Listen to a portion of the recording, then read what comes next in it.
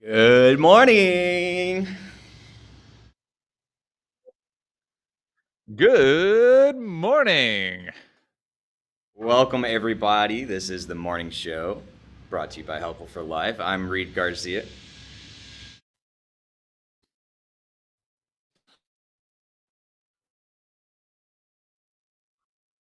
This is the guy drinking coffee, Richards.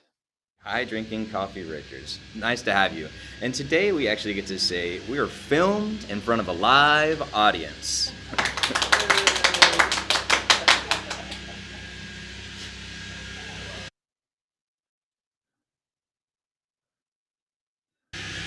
And there's a tractor driving by. No pressure. Well, Ryder, today we're going to talk about getting older. Maybe among a couple of other things, but we have a special someone here who happened to be turning 80 years old today.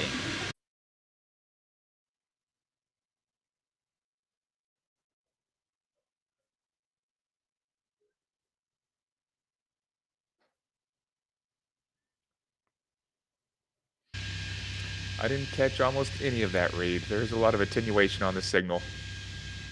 Okay. Well, let's see if that gets a little better.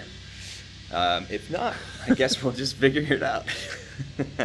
All right, let's try that again, Ryder.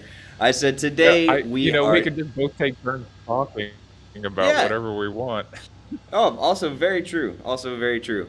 But today we have a lovely guest here with us, Danielle's grandmother. She is turning 80 years old, and she's also joined by another old geezer who turned 80 a few weeks ago. And yesterday, as part of our vacation, we went to a German restaurant, and we had a great time. And I was curious, Ryder, what is the oldest person that you regularly engage with?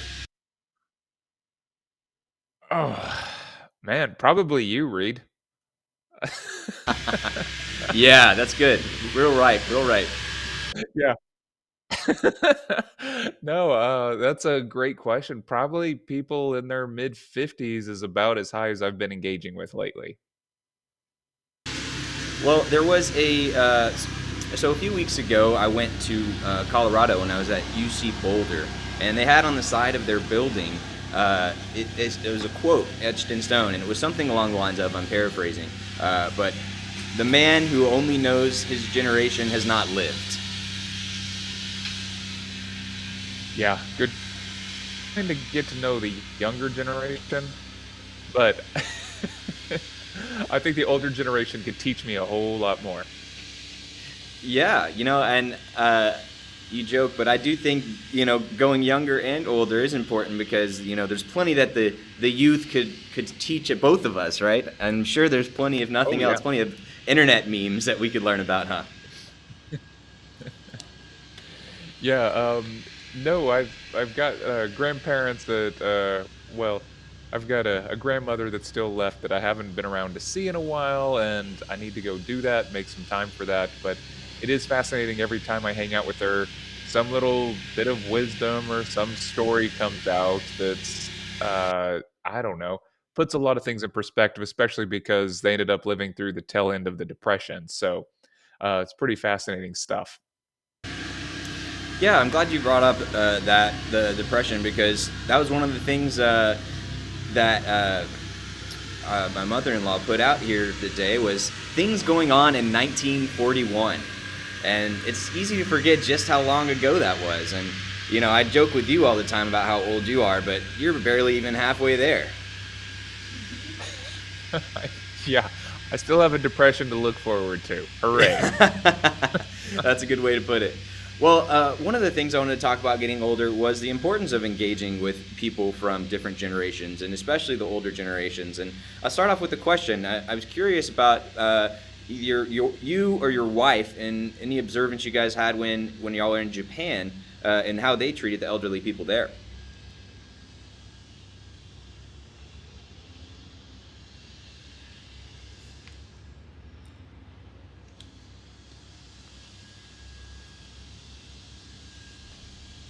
Bad Ooh, I connection on this lost one those in again. there, Reed. Hold on just 1 second.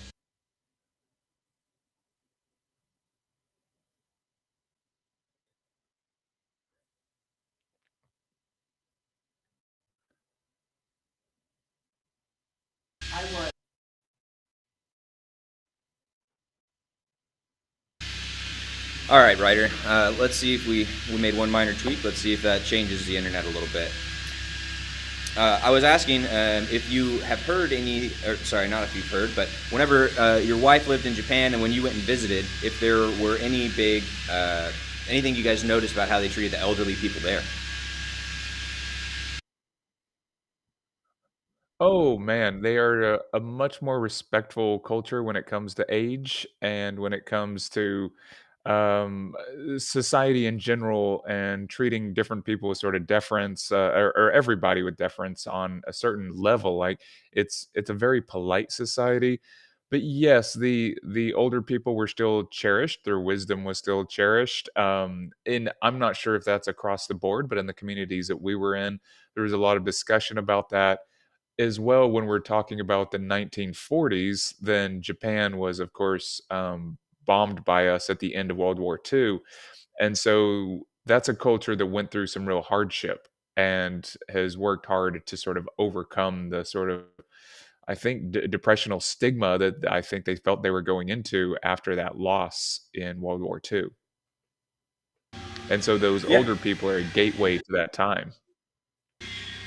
yeah, and that's one of those interesting things to see is how those major events affect how people think and what people do and how they treat each other, right? And so that's one of the things, you know, that some people will talk about with this generation, right? We've had COVID now, which is one of the big significant things that has happened, and that affects the way people look at illness and vaccinations and things like that.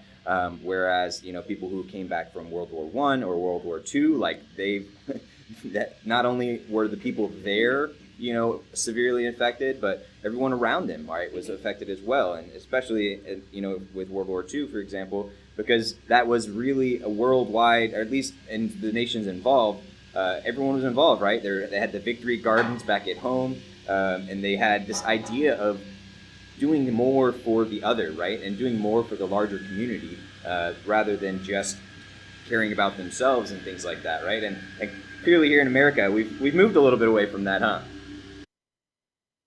Yeah, yeah, that's true. It definitely feels like we have. We are in what I would kind of term a hyper individualistic age, where people are often so concerned with themselves that community is a very distant idea. Sometimes friends and family might show up, but outside of that, there's not a lot of bonding with community. However, people do still love doing things like putting a Texas flag on their truck, right? So there are still teams and tribes, and if you want to consider that community, you can. But I don't know. There's something about sacrificing for others and sharing time and energy with others that I think is really vital to a way a community operates. And I do remember that whenever I was younger, then our church would have a lot of activities that were based around these just communal giving as a way to just sort of teach people this is what you do as a good person. You go out and you engage with the community and you help. Yeah, that's really cool. And speaking of community, makes me think again of neighbors, like we talked about 2 weeks ago today on the first. And uh, I can't remember if we mentioned it on that episode or not, but one of our neighbors at our apartment complex is an 86-year-old woman, and she is one of the nicest people that we've ever met. We were moving in, and on the day that we were moving in, she came over and she said, I'm on my way to Walmart. To pick up my prescriptions? And I was wondering, can I get you guys anything? I'm like, lady, you're the 86-year-old woman. I'm supposed to be offering those types of things to you. Yeah. Yeah, no, that's great. That is so great. They're just so thoughtful and, accommodating and kind and, and all these things. It's really kind of fun to bump into that. We had a retired Baptist minister and his wife living next to us for a few years, and he had a garden and he was just so generous. Grow things, he did all this work, was always asking us about our day. I mean, it was sort of strange, but not having that for so long, I think my wife and I didn't even know how to handle it. We didn't even know what to do. I mean, we could be nice in return, but it wasn't our default setting to go out of our way to ask them for what they needed. Yeah, oh, and that's the thing, and that's I think part of, obviously. it varies from person to person, right? And partially about where they are and things like that. And that's one of the things that I'm really glad to have both of my parents from Mississippi because that Southern hospitality is deeply steeped within me. From early on, the things like respect and caring for people, asking what they need. And of course, there's some negative Southern hospitality traits as well, but I tried my best to minimize those. Like what? Uh, you know, I don't know. No comment on that one. But Yeah. one of the things that um, I wanted to point out was to jump back to where you're from and where how you're treating elderly people. So we referenced Japan, which has been touted as one of the better examples of uh, how they treat elderly and how they're very incorporated into society, and it's very common for the parents to be living with their kids as they age and things like that. Versus the very stark contrast here in America, where it's more likely to, oh, you go over here and do your thing, and we'll send you into a home or whatnot, and then we'll Yeah. touch you with a 10-foot pole. Do you have any thoughts on that? Oh man. Yeah, I mean it's my grandparents on my father's side and now my mother's side as well ended up at different points in retirement living. And, the funny thing is they talk about it as being super swanky and so nice and this, that, and the other. And they have a community within there and all these things. And they talk about it like it's really great. And maybe it is. I don't know. I think that it becomes better, but there's something as well about like we value you, so we're going to spend our money on you. But then to continue to show up weekly or monthly to actually make visits and make time for these people is kind of a more difficult thing in our society. It's something maybe we don't do very well. And I think there's a whole lot of sort of premises that exist that, well, we will put them in this home so that there's doctors close by and nurses close by, and it's all under safety and care because we're too busy living our own lives to actually give that ourselves. And that's kind of a prioritization issue there. Yeah, well, I'm glad that you mentioned, people being too busy, right? We've talked about that a few times about how that is in America, a very common mindset. It's a cultural thing. And before we go any further, I wanted to make sure to ask you, because yesterday we were talking about vacations and we had those challenges, and we said two kind of challenges. One was, what is some way that you can incorporate something about that vacation or relaxation mindset into your weekly day. We talked about the work day and how they claim the whole day even though they don't need to. And then we also talked. I don't remember exactly the second challenge. Do you remember offhand? It was something about more about a standard vacation. Oh, I don't remember the standard vacation one. I do remember that I kinda kept pushing to take a vacation from your phone, a micro vacation, and that sort of tied into our earlier conversations about phones and technology and surveillance and habits and all that kinda good stuff. But yeah, yesterday we actually had our neighbors over. So we had 3 neighbors over, from 2 houses, and they hung out on the back porch, and we got dinner for them, and we just sat around and talked and ate and drank, and yeah, it was really quite lovely. Well, that's nice. So I've got to ask: Is that was that already going on, or coincidentally, or was that an No, intentional effort? that was an actual intentional effort. And I know it's really strange, but it was kinda like one neighbor came over, and then I was like, "Oh, this is that thing. This is that moment." And so we called the other neighbors and saw if they wanted to come over, and then, Sue Ann went out and got some, I don't that, new place that opened, the Mad for Chicken place down here, so it was the Oh, Korean okay, style chicken, nice. and, yeah, it ended up being great, and we just sort of sat around in the backyard until, I don't know, 9:30 or something, just shooting the breeze, and, yeah, it was really lovely, but it was, what, a Thursday, and it made that Thursday feel like it was a Friday, or Yeah, something, or maybe a Saturday. yeah, that's great. I'm really glad to hear that. And not only was it you making true on that challenge, but you're engaging with your neighbors too and building a little bit of local community as well. So that's great. And one of the things that I've heard more and more is that it's important to celebrate. And so since we have a live audience today, we're going to give you a lovely round of applause. No, no. Thank you. Thank you. Thank you. Well done, Ryder. So back to getting older. What are your thoughts on getting older? Is that something that is fear brings a bunch of fear to you? Do you feel like you're one step closer to dying? Do you wonder if that hair can get any grayer? Or is it a positive thing for you? Um, I don't really think of it as positive or negative. It's just something that's happening, you know. And I don't.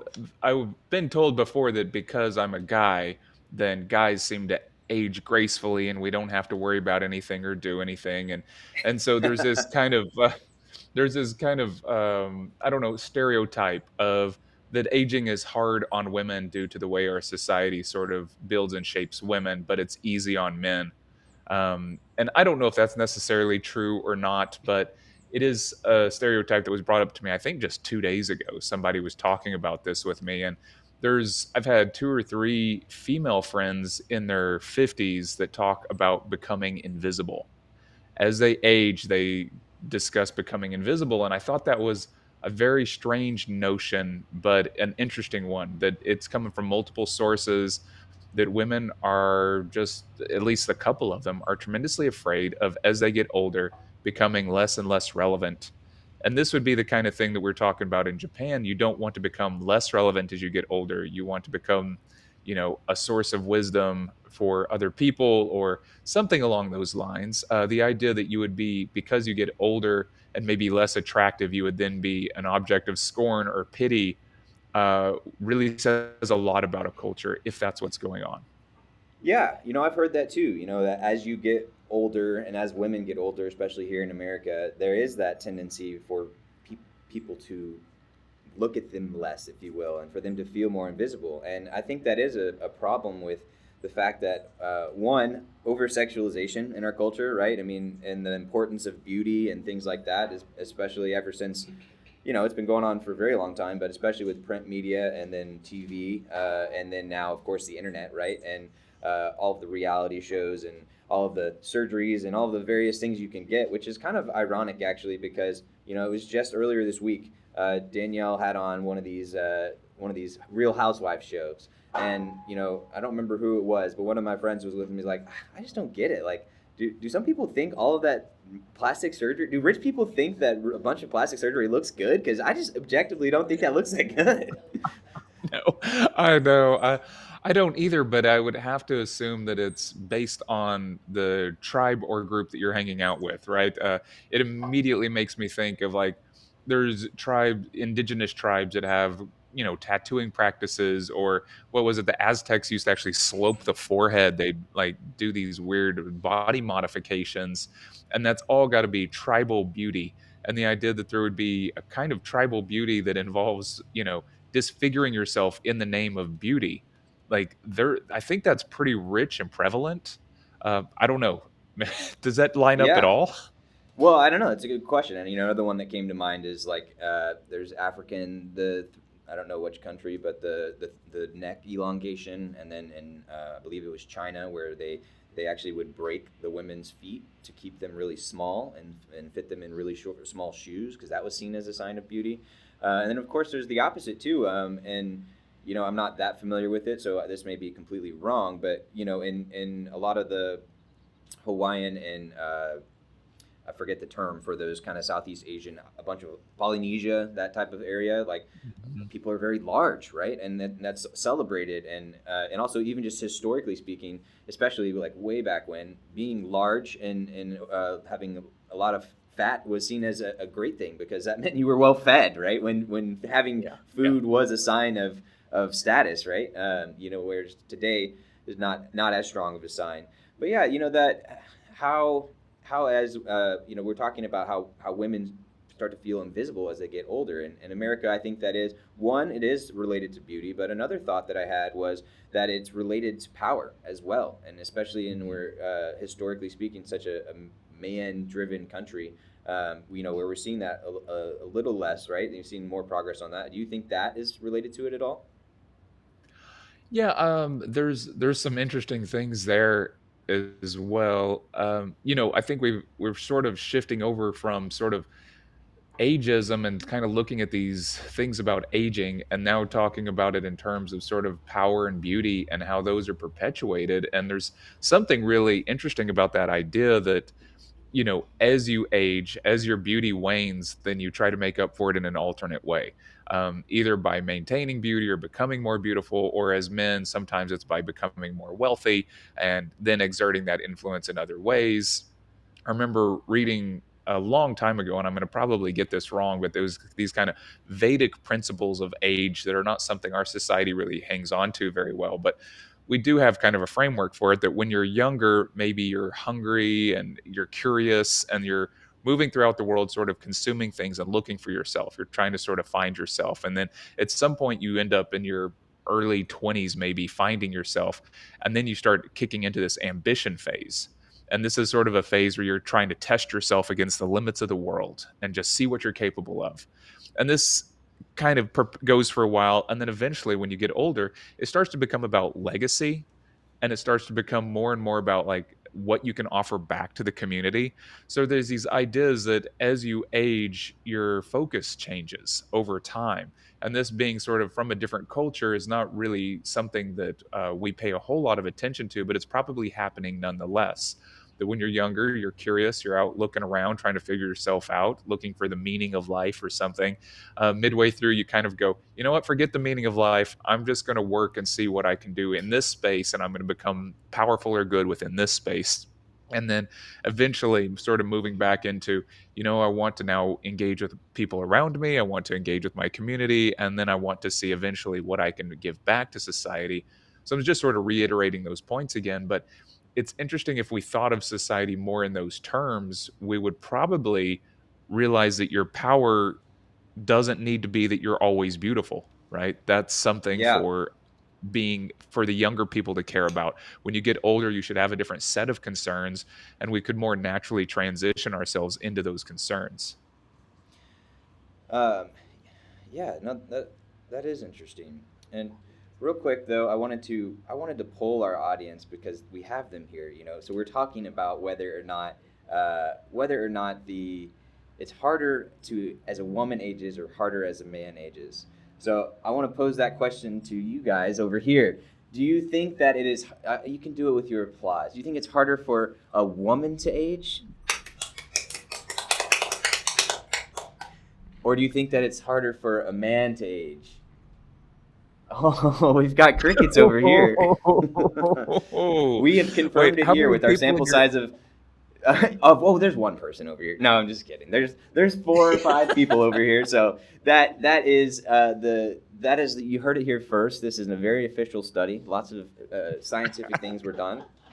But yeah, double one of the blind? other yeah, double blind. One of the things about getting old is your body disintegrating, if for lack of a better term, right? Stopping to work exactly how you want it and things like that. And one of the things that comes to mind with women, right, is menopause. Uh, what's your Uh-huh. experience with menopause, writer?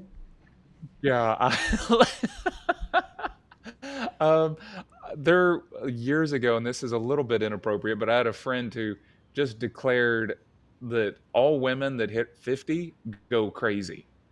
And this was his whole thing was like somewhere in the middle of hitting 50. And when we started talking about it, it was when both of our parents got divorced. And then we've seen other friends around us who go through divorces, and they kind of attribute it to empty nesting syndrome and a lot of other things. And then but there is a very real chance that it happens around the time of menopause as well. That this idea that the hormonal balance changes, all of a sudden people are more emotional, they have different thoughts, different processes, they're quite literally changing. And there's this searching that tends to happen because they're not content, they're not happy because of these changes that are going on. And so we've seen that happen a couple of times with just friends, and then once Sue Ann and I have sort of talked about this, we can kind of witness it happening at these certain time periods. And so there might be something to all that, or it might just be I don't know, just a horrible correlatory kind of thing that we're claiming causation out of something that doesn't exist at all. And it might actually be just like empty nesting syndrome, or it might just be that they finally got to look around and focus on something and they saw that their husband was an absolute jerk, but they didn't pay attention to it while they had kids in the house. Or they tolerated it, or whatnot, right? Yeah. Yeah. But Yeah. yeah, I've seen it with a few of the women in my life, and it's interesting how impactful it really is. And one of the common symptoms is hot flashes, and I swear, I think some of them almost catch fire a couple of times because we could be in the coldest room and they have on like 17 jackets. Or sorry, not jackets. They've got the fan and they've got like the ice water, and they're just like, oh, it's boiling in here. I'm like, man, I do not envy that at all. I don't know a lot of the stereotypical things that happen to men as they age besides erectile dysfunction. And if that's the worst Yeah. thing that happens as a gender, that's not the worst thing, right? No, no, it's not. There are it's interesting too that our society, men often attribute themselves to their identity is built through work. And when you age now in the workplace, then people tend to get fired or let go. And a lot of men don't know who they are without their job. So the difficult side of aging for men is not having any sort of power, autonomy, or authority within the world and losing your self confidence because you lose your job. So I think is there that our society doesn't pay a lot of attention to. They're just sort of like, get over it. Yet, as we've talked about previously, the deaths of despair that happen to certain groups of men that commit suicide, either in slow ways or instant ways, a lot of that is due to job loss and loss of identity. And some of that comes with age as well. So I would just want to throw that out there to sort of balance the spectrum a little bit on that. Yes, it's not exactly a picnic for men either, but in a different regard. Yes, no, I'm glad that you said that, and I want to get back to the loss of identity and the job and the association with that, and retirement as well. But before that, I want to make sure that I'm fair to our audience and making sure to ask you about both genders. So I asked you your experience with menopause. So now I got to ask, Ryder, what's your experience with erectile dysfunction? No comment, It's huh? a daily struggle. Ah.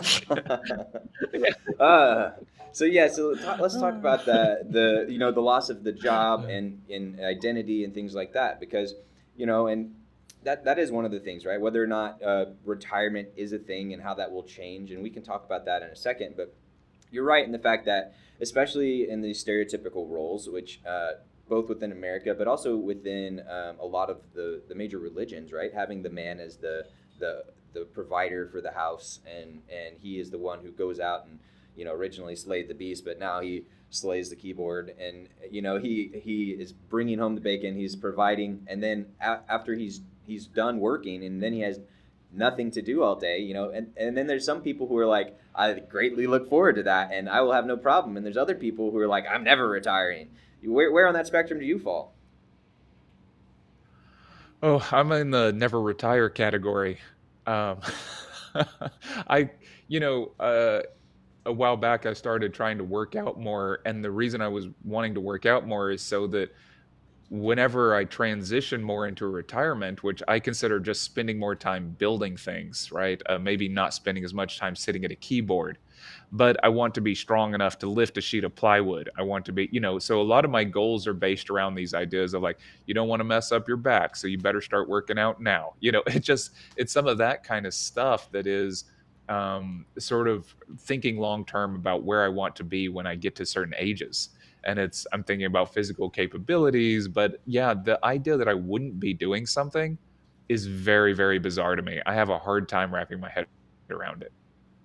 Yeah, well, props to you for doing that, because I think we've mentioned a couple times on this show, but not just with health, but in a lot of different ways, doing that preventative maintenance, and by working out and strengthening those muscles now while you're healthy and while you still can.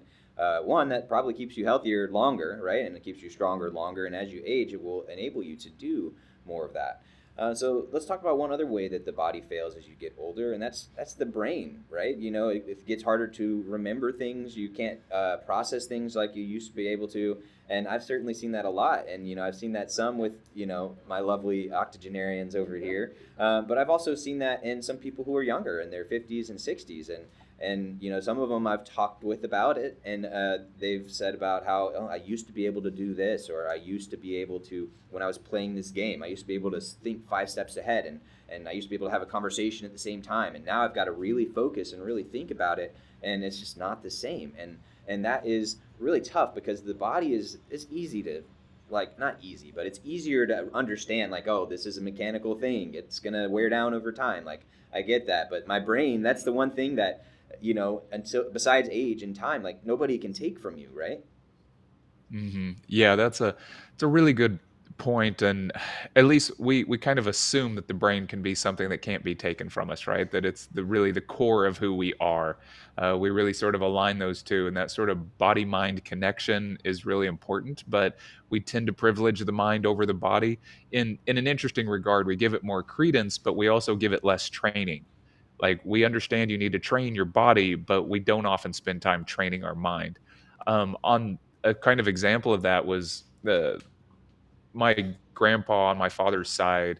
Uh, when the year he retired, he was roofing his mother's house because, of course, she was older, and so he's out roofing her house, slipped off the roof because of the frost on it, got caught on the ladder, and when the ladder flipped over, then he broke his neck. Oh So no. he went from yeah, he went from being a super athletic guy that was running about 10 miles a day and going hunting all the time and doing all these things to being somebody who is confined to a wheelchair for the rest of his life. Oh man, what a Um, change. yeah, so seeing how the shift between a focus on the body, I mean, he was already intelligent and very smart and driven and everything else, but he had to sort of, he had this whole life that was often built around the idea of retirement where he was going to go out and do all these active pursuits. And that got sort of taken from him instantly.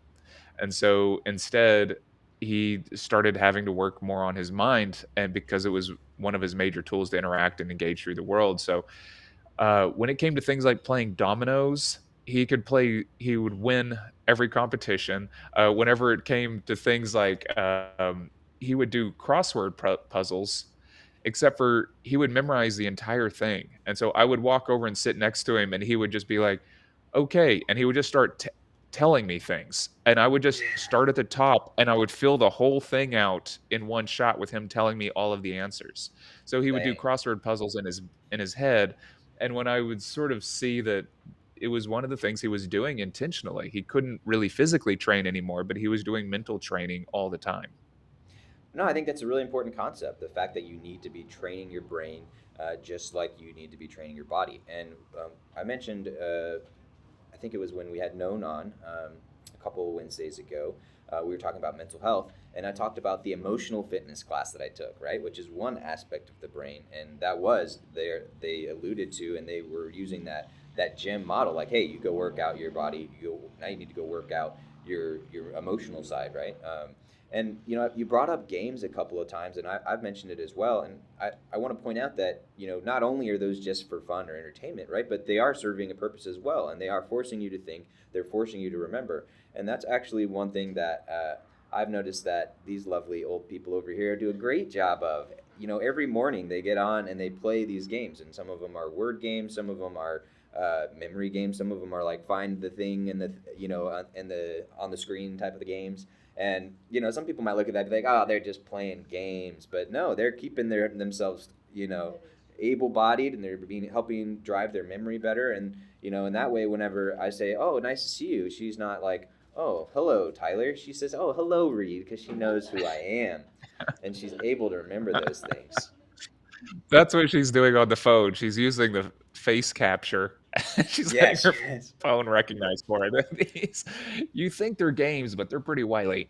Um, yes. I've had friends in the past that kept notebooks where they would log every interaction they had during the day, and then read them over again to sort of help their brain reiterate what was going on. And as they got older, this became like a vital tool to help them sort of remember their time and their day as that the mental faculty started to slip away, which I thought to be really interesting to sort of take these proactive strategies. Yeah, I mean, if you're not improving, you're regressing. I'm sure. I think there's a better worded quote, but something like that, right? Where if you're not actively getting better, you're getting worse. Hmm. Yeah, just like something about sharks and never stopping, and yeah, it's That's good. So, Ryder, you know, is there any significant changes that you can see for you in your life as as you get older? That either that you're looking forward to or that you recognize is going to happen and you're just going to have to deal with. oh, yeah, I think there is a level of, because a lot of the work that I do is in the design realm, then the design realm is constantly changing. So there's always this kind of need for upkeep and staying on top of trends and ideas. And so you could either consider that to be a positive or a negative within the workspace. What's sort of fascinating is that I can't see ever being able to sort of let my foot off the gas on certain ideas and certain ways of doing things. To sort of the one thing that would be really nice is to say, I'm just going to rely on this previous knowledge set that I have, and that will be able to carry me into the future. And the way our world works right now, I just can't see that working very well. So there is a fear that I have, that as you get older and your mental faculties start slipping and people start championing younger and younger people, how are you going to remain relevant? How are you going to still have authority within the space if you're not just relying on your gray hair? Then, what kind of skills do you need to have? And I don't see these as really fearful things, but they are things that have cropped into my head just in the last couple of years. It didn't exist there previously. These were not things I thought about, but in the last few years I have started thinking about it. Like, what does it look like to be a 60-year-old web designer?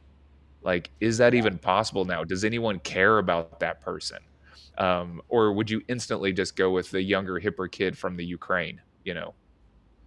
No, that's a good question. Although I will point to certain jobs that tend to pull that much older person, and the one that pops in my head the most is the president of the United States. That typically, I guess it's like you got to be 75 plus. I don't even know how old our president now, but he's up there, right? Yeah, he is, but that's also time bound, because what was JFK was one of the youngest, right? And he was like 40 or something like this. And so, yeah, there is something about respecting the elder statesman, all these kind of things that kind of gets played. You don't want this young, impetuous person, but I think I'm sort of peaking out on those like prime years there. I'm not sure if that's going to work for me. Yeah, yeah. Well, I'm not gonna say that I would vote for you if you were president, so you'll probably be all right. Yeah, thanks, Reed. But it's not too late to run. You are old enough, so that's all you need, right? Yeah, all you need is just enough gray in the hair to make people think that you're wise, and apparently you just smile a lot, and shake babies and pat hands, or I don't something. Yeah, that's it. Let all the young people behind the scenes control you, right? That's how it works. Yeah, yes. As soon as I get comfortable being somebody else's puppet or mouthpiece, this is going to be a great career option for me. If I could just remember all the lines that they keep telling me, that's the problem as I get older. Well, as you get older, one of the requirements is you come around once a year to that special day, which is your birthday, and it's interesting to see how different people respond to that. Right? Some people really embrace it, and they like, oh, this is the one day that's all about me. Which ironically, the people who drive into that the most, a lot of times it's more about them than just that one day. But not always, right? And then there's other people who are like, I don't want anything to do with it, and some people because they don't like getting older, and some people just because they just don't care and they don't want the celebration and the circumstance and all that kind of stuff. Where on that spectrum do you fall? Do you like to celebrate? Do you like to just kind of let it idly slip by? Oh, I'm just kind of, I think I'm more along the lines of letting it slip by. I don't mind celebrating it. I had a big 40th, which was great, but it's more along the lines of I just think it's another day. I'm so abstract about this stuff that it's not that I dislike it or like it. I'm just so ambivalent in that space. How about you, Reed? What do you end up doing? Yeah, I'm in the middle of the spectrum. You know, it's not like a huge deal if we don't do some sort of celebration or something. But I do like, in my mind, you know, kind of like we had gave you a round of applause here earlier. Like any excuse you have to celebrate, I think is a good one, right? Because there's plenty of days where you have the every day in day out drudgery, kind of like we were talking about yesterday, and kind of like we are encouraging people to do that vacation mindset on the regular day. So yeah, so that's kind of how I look at it. It's like, hey, you know, why not have some excuse to do a little something, even if it's something small and it's just you or just you and you know a significant other or whatnot. But yeah, if you're gonna have a big party every now and then, why not? I mean, what's the point of parties anyways, right? Yeah, no, no, it's a good excuse. It's almost like a vacation again, to bring that back up, that you get this special day in which you get to sort of celebrate something that you have so little to do with, right? You know, you have no say in when your birthday is or anything else about it. And really, it is funny that we have decided to celebrate something which is, I don't know, that just shows up anyway. You know, it's not a reward. It's not necessarily an achievement, like unless you consider living an extra year to be an achievement. But it does seem to be this like focal point where it's sort of like, yes, we will now focus on you. You know, this is your day to be focused on. And there's something kind of lovely about that. What's fascinating to me is we've got friends who turn it into the week long celebration, and then one friend that turns it basically into a month. And it's just kind of like, it's the one lovely thing is a person that turns it into a really long thing. Her celebration isn't look at me, look at me, look at me for the month. It's an excuse for her to go look at all of her friends. Ah, And I like so that a lot.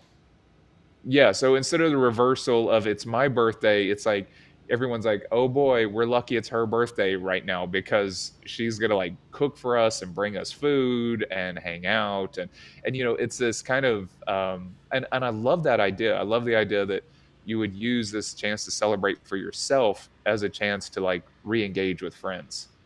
Yeah, I think I'm gonna steal that. I like that, and you know, we've jokingly said, "Oh, it's my birth week, my birth month," and dragging out that celebration. But the idea of using that time to celebrate, you know, your friendships, your family, and things like that, that's a good thing. And you know, we're doing that a little bit here today with our family. We've got our vacation crew over here, which is gonna give me another cue or another applause on this cue.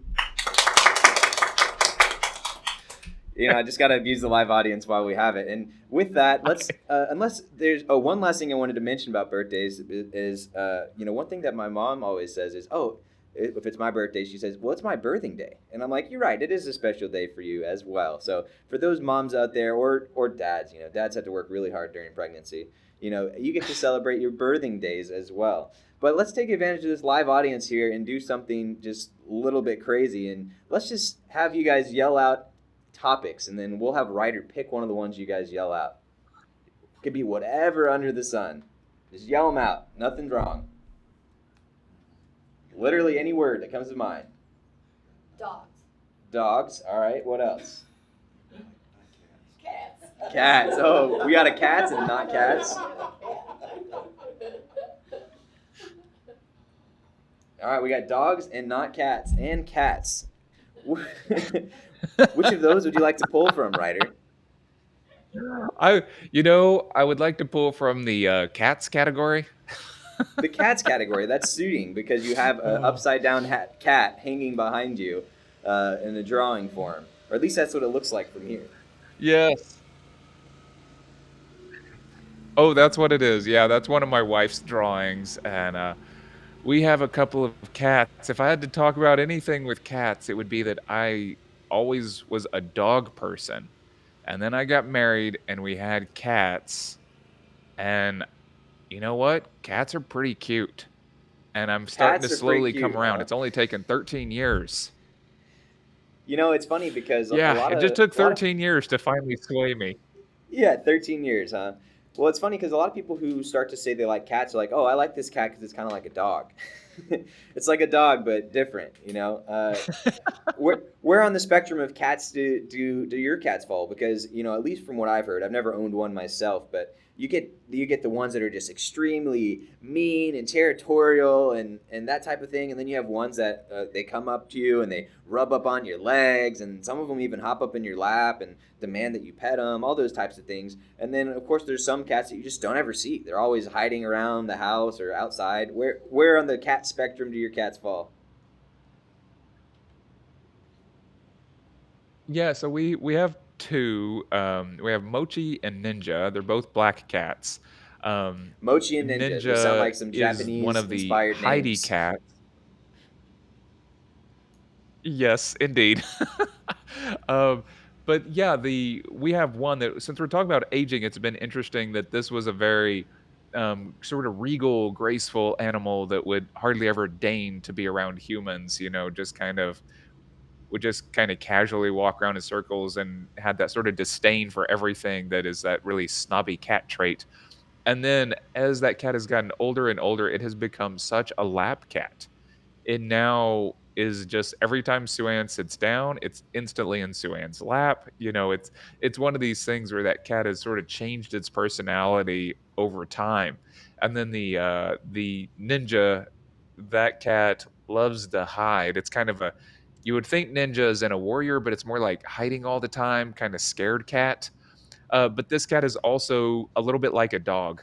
Like we always sort of joke around that we have one cat that's beautiful and one cat that's just like, well, really sweet, in the kind of bless your heart way.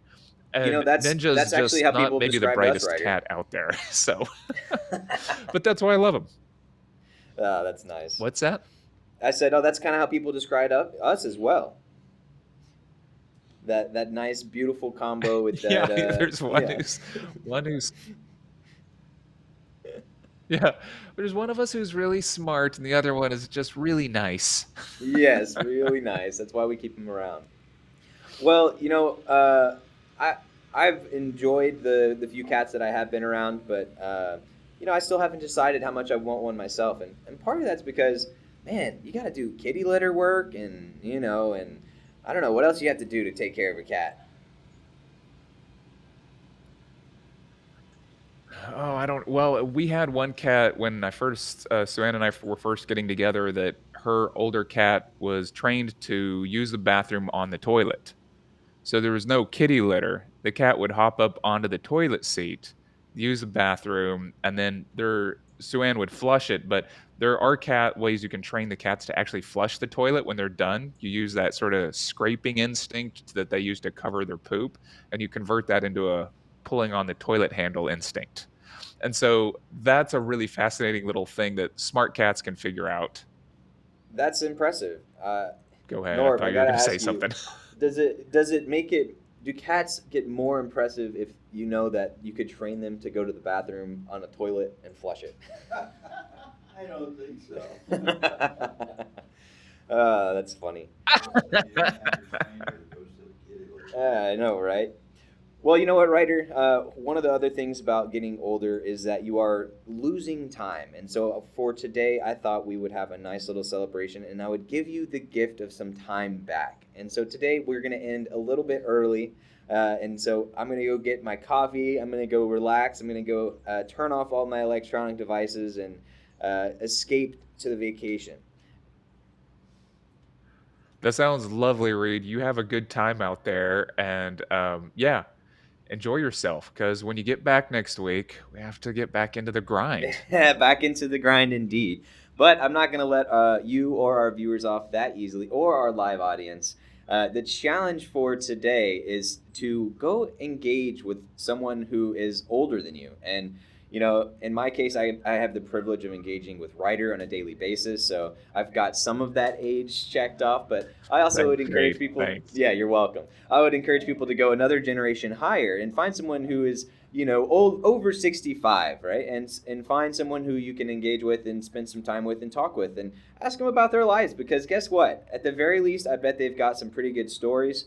And at the most, or sorry, not at the most, but anyways, bad transition word there, but then they can tell you about how they walked uphill both ways through the snow, and they played with a hoop and a stick and all those fun things that they used to do back in 1941. If you can do the hoop stick thing, Reed, that's what I want some video of next week. Okay, we'll work on the hoop stick video. And with that, ladies, gentlemen, and Ryder, we will have a wonderful Friday and a great weekend. Thank you. Live Thank audience. you. Thank you. Thank you. Notice how there was force on here. Bye, Ryder.